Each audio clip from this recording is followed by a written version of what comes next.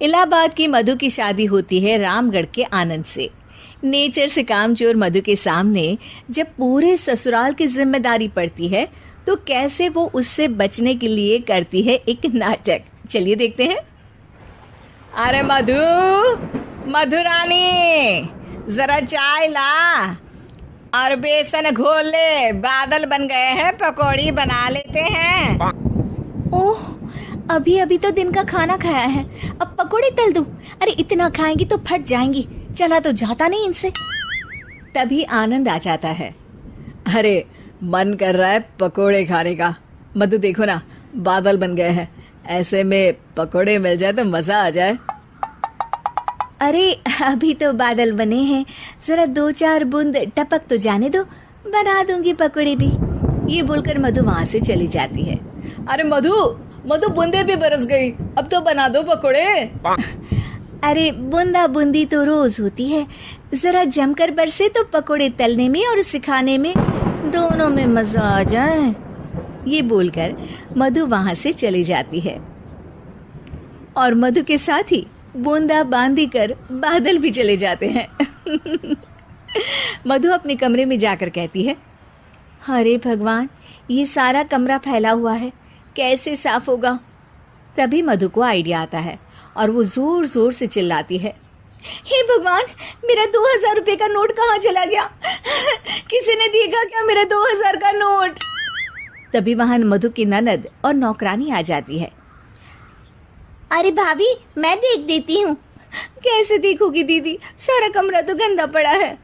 अरे हटो ना, मैं साफ किए देती हूँ, मिल गया तो दे दूंगी।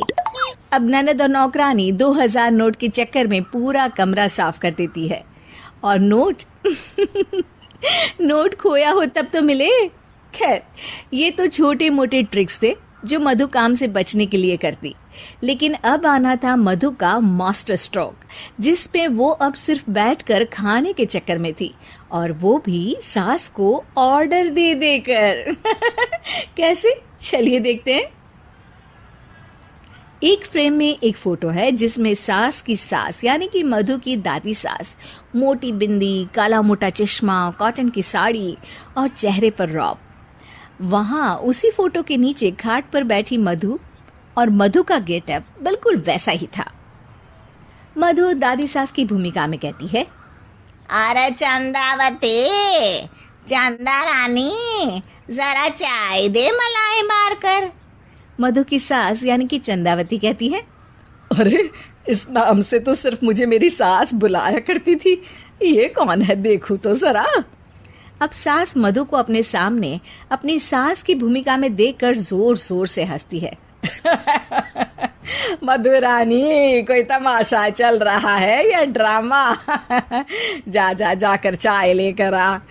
मधु, जो कि ये दिखा रही थी कि वो सास की सास है या फिर उसकी आत्मा उसमें आ गई है, वो क्या करती है? चाय और मैं, वो भी तेरे लिए चंदावती। यही सिखाया है तेरी माँ ने। यार, एक तो डायलॉग बदल बहू, तू सास बनकर जो माँ पर सीधे चली आती हो, ये ओल्ड फैशन हो गया है, जरा अपडेट हो जा। और वैसे तू कुछ भी बन, उसके पहले चाय लेकर आ। अभी सास कुछ बोलती कि वहां मधुर के ससुर आ जाते हैं। वो मधु को देखते ही पागल सा हो जाते हैं। माँ, मेरी माँ, माँ तू वापस आ गई। अरे धत तेरी की, अभी एक का नाटक खत्म नहीं हुआ कि दूसरा आ गया। अरे हद है तेरी, जबान तो चलती ही जा रही है, सामने मेरी माँ बैठी है। अरे इनका चेहरा देखने को तरस गया था मैं। मेरी माँ वापस आ गई, ये देख मेरी माँ आ गई। ये नहीं कि देसी घी के लड्डू बनाए बस जबान चला रही हो। अरे जाने ते धनकलाल, इसे तो शुरू से ही बोलने की तमीज नहीं है। मेरी तो आदत हो गई है दब दब कर रहने की। नहीं नहीं माँ, ऐसे कैसे, ये सब करेगी। अच्छा, मैं दुकान जा रहा हूँ, शाम को तेरी पसंदीदा गर्मा गर्म जलेबी और समोसे लेकर आऊंगा माँ। ससुर वहां से चले जाते हैं। अब बेचारी सास अपनी ही बहू के नाटक में फंसकर सारा दिन सारी रात काम करती। लेकिन कब तक? एक दिन की बात है।